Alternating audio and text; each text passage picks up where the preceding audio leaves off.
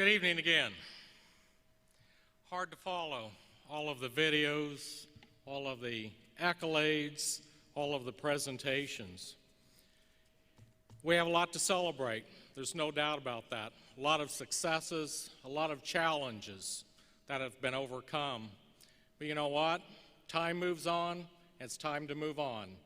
We have a lot of opportunities in front of us, and we're going to take advantage of those opportunities. We're here celebrating 50 years of Greenville Technical College. But think about what we're really celebrating.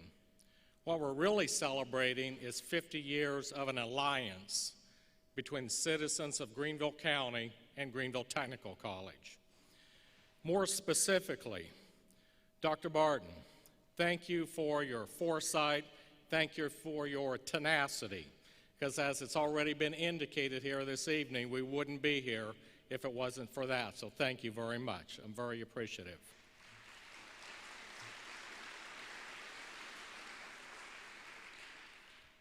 There's a lot of people that brought us to this point.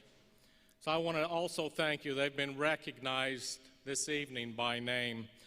But I want to thank you. I want to thank all past and current members of the Area Commission, all past and current members of County Council, and of course of our legislative and congressional delegations for their commitment and leadership. You know, I often tell staff at the college that Greenville Technical College is not the buildings on campus. It is not the bricks and mortar.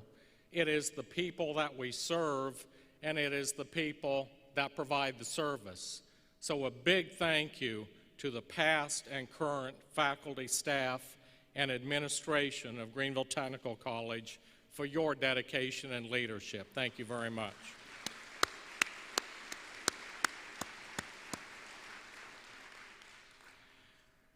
As you know, the college has been an economic driver for the past 50 years and will continue to strengthen that role for the next 50 years and beyond. You know, a lot has changed since the average cost of a car was $2,600, since a loaf of bread was 20 cents, since aluminum cans were used for the very first time, since innovation was defined as the invention of the audio cassette, since Space Wars was the first computer game that was invented.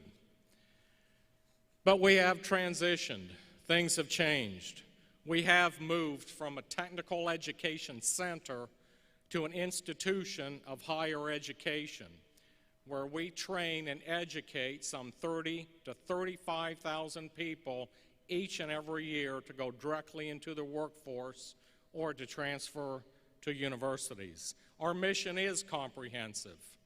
The reason it's comprehensive is because the county that we serve, business and industry, other organizations, and the individuals that we serve have education and training needs that are comprehensive. Technology is integrated into every aspect of Greenville Technical College, from the classroom to the desktop to the library, or more appropriately, the Learning Resource Center. As a matter of fact, and many of you may not know this, some 4,000 to 5,000 students every semester, some 4,000 to 5,000 students access courses through Greenville Technical College, and they access those courses from their homes, from anywhere in the world. There's no doubt that over the past 50 years, research has dramatically advanced the instructional process and the teaching-learning process. We now have learning communities where students are expected to engage one another and assist one another in the learning process. Our 4 campuses, the many buildings on those 4 campuses, and the many centers that we have must also support this advancement in the instructional and teaching learning process. So an extensive master academic and facilities plan was completed to give us a blueprint for the future. Now, I will tell you that this is an aggressive plan.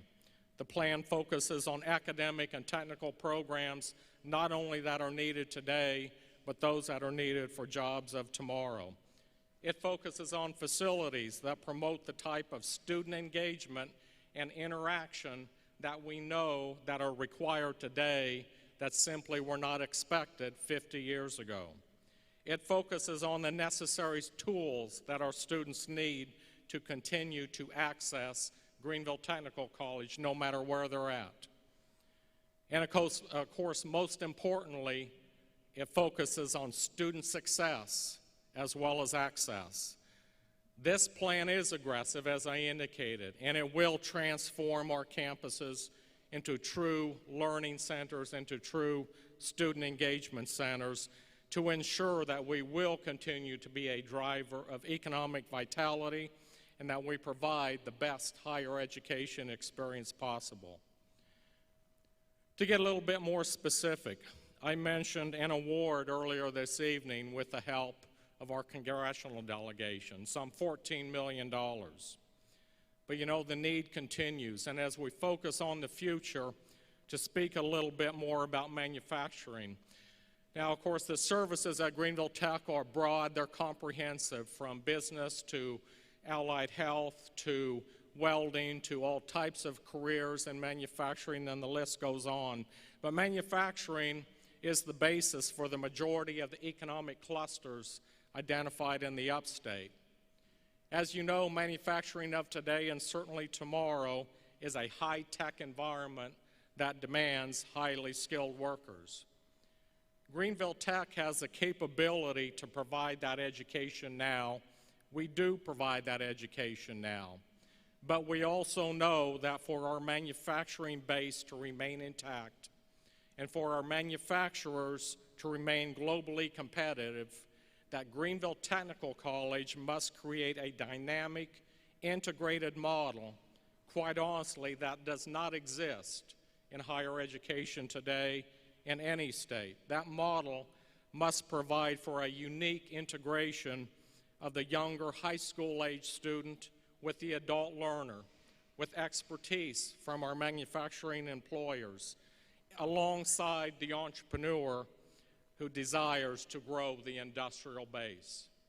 We're breaking new ground by creating this model, but I will tell you that this enterprise will position Greenville Tech as a national leader among colleges and universities, but most importantly, it will address the needs of our employers and of individuals in the upstate.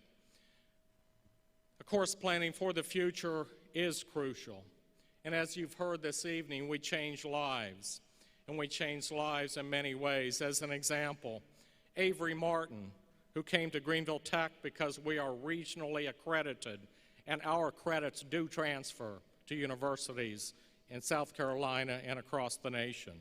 Or people like Lou Hart, a successful businessman who returned to Greenville Tech at age 66 to sharpen his skills.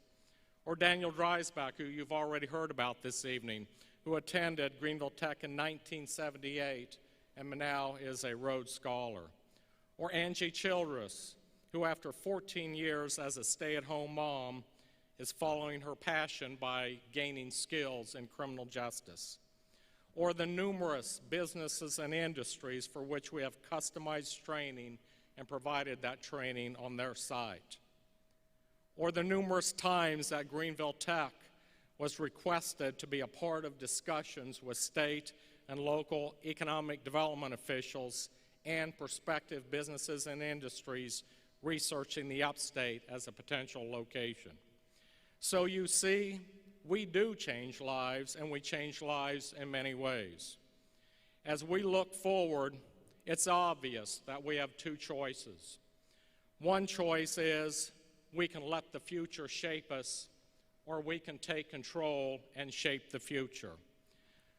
Well, I'm here to tell you that the entrepreneurial spirit that we know that exists in this area is also alive and well at Greenville Technical College, so we will take control and shape our own future. So I want to thank you for your support over the past 50 years and for your continued support. Have a nice evening, and thank you for celebrating with us this evening.